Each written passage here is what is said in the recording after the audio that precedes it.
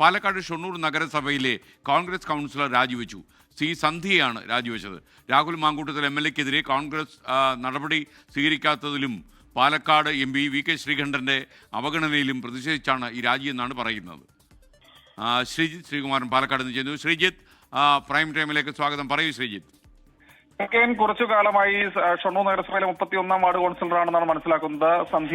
സന്ധ്യ ഈ നേതൃത്വവുമായി ചില പ്രശ്നങ്ങൾ ഉണ്ടായിരുന്നു.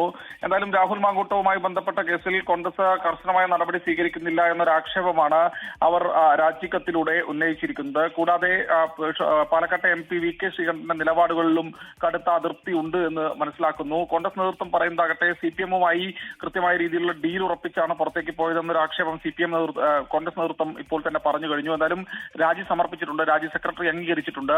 കോൺഗ്രസിന്റെ പ്രധാനപ്പെട്ട കൗൺസിലർ തന്നെയാണ് രാജിവെച്ചതെന്നത് CPM-നും വലിയ ആവേശമാണ് നഗരസഭയിൽ സൃഷ്ടിക്കുന്നത്. കോൺഗ്രസിനെ സംബന്ധിച്ചിടത്തോളം അവർക്ക് BJP ഒരു പ്രധാന പ്രതിപക്ഷം എന്ന രീതിയിൽ ഷൊർണൂർ നഗരസഭയിൽ വളർന്നു വരുന്ന ഒരു സാഹചര്യത്തിൽ ഒരു കൗൺസിലർ കൂടി നഷ്ടപ്പെടുകയാണ്.